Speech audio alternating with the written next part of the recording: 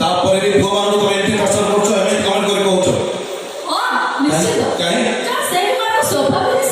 ପୁଅମାନଙ୍କର ସ୍ୱଭାବ, ଝିଅମାନଙ୍କର କିଛି ନାହିଁ। କଣ କହୁଥିଲ ଟିକେ ଆଉଥରେ କହିଲ? ସ୍ୱାଭାବିକ କଥା।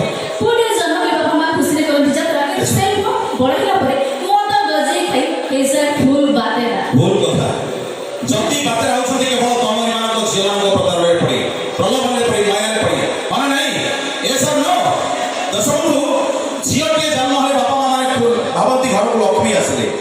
ଝିଅଟିଏ ଜନ୍ମ ହେଲେ ବାପା ମା ମାନେ ଭାବନ୍ତି ଘରକୁ ଲକ୍ଷ୍ମୀ ଆସିଲେ, କିନ୍ତୁ ସେଇ ଲକ୍ଷ୍ମୀ ସ୍ୱରୂପ ଟଙ୍କା ପଇସା ସୁନା ରୂପା ସବୁ ଗଡରେଜରୁ ବାହାର କରି କାମ ଭଳି ସେ ବାତେରା ଛତରା ଧୋକାମାନଙ୍କ ପଛରେ ଭାଗିଲେ। ମାନେ ନାହିଁ ହଉଛି ନା ହଉନି? Thank you.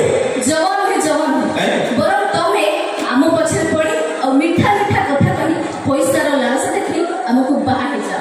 ସେଥିପାଇଁ କହୁଛି ମନ୍ଦିରଠୁ ମସଜିଦ ଯାଏ, ମନ୍ଦିରଠୁ ମସଜିଦ ଯାଏ ତମେ ଆମ ମାନଙ୍କ ପଛରେ ଯାଇଛ ପଡି, ମନ୍ଦିରଠୁ ମସଜିଦ ଯାଏ ତମେ ଆମ ମାନଙ୍କ ପଛରେ ଯାଇଛ ପଡି। ହେଲେ ଆମେ ନାରୀ ସଂସ୍କୃତିକୁ ଜବର ଧରି ପିନ୍ଧି ବୁଲୁଅଛୁ ଶାଢୀ।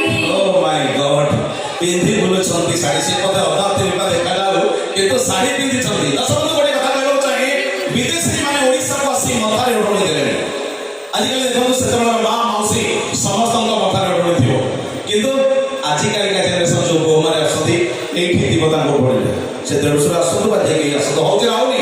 ଏସବୁ ନୁହଁ। ଏବେ ଦଶବନ୍ଧୁ ବିଦେଶୀ ମାନେ ଓଡ଼ିଶାକୁ ଆସି ମଥାରେ ଓଢଣି ଦେଲେଣି, କିନ୍ତୁ ଆମ ଓଡ଼ିଆଣୀ ମାନେ ଏଗୁଡାକୁ ପୁରୁଣା ଫ୍ୟାସନ ଭାବି ଭୁଲି ଗଲେଣି। କାରଣ ଦଶବନ୍ଧୁ କମ୍ପାନୀ ଦଉଛି 12 ହାତ ଶାଢ଼ୀ, କମ୍ପାନୀ ଦଉଛି 12 ହାତ ଶାଢ଼ୀ, ତଥାପି ନାରୀଙ୍କି ନିଅଣ୍ଟ।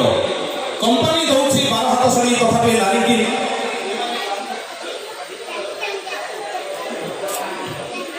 हेलो एमाने कांथरे पकेई अंटारे बुड़ी देखई बुलंती पेट जो लागी टका माने करूछंती नाटक।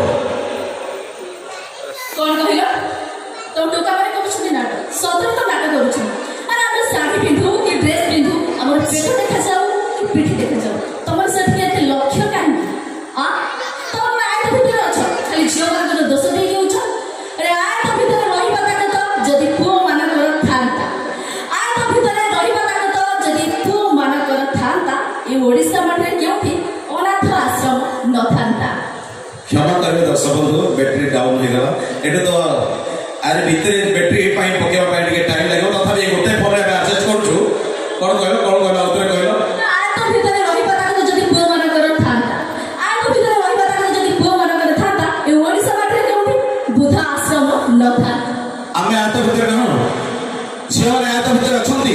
दर्शकबंधु जदी ए झियो माने निज सासु ससुरको बापा मां बोली भाबंता, जदि झियो माने बाहा साला परे निज सासु ससुरको बापा मां बोली भाबंता, तले ओडिसा माटी काहेकि सारा भारत वर्ष कोठी वृद्धाश्रम होई नथांता। ये सब नो किछि तो आंसर आसु हो नहीं। Thank you. कोन आसुबी को सेठी भाई कहूची खाली झियो मानकर दोष दे हबनी, पुओ मानकर भी दोष अछि। सेठी भाई कहूची आ झियो मानकर खाली को दोष अछि, तो बापा मानकर दोष नै। जदी दोष नै कि झियो बाहर गेला परे ता सासु एते निर्यातना काहे पाउछि? केबे भी झियो मानकर एते दोष देब नै, बुझिला? सेठी भाई कहूची दर्शक बंधु, जो पुओ लागी लड़ा हुए अनाथ आश्रम ताकू ध्वंस करि दियो हे विधाता। आ जो झियो लागी लोड़ा हुए वृद्धाश्रम ताकू खोली पिस निज जोत्ता। तबे दर्शक बंधु पुणी थे रिक्वेस्ट करी प्रत्येक बहु मानू निज शाशु शशुर को निजर बापा मां बोली भावतु, एवं जो माने भ्रूण हत्या करुछंती बैचलर अवस्था किसी भूल कर दउछंती, निहाती बापा मां को जणातु से समाधान बाट करंतु। एतिक आपण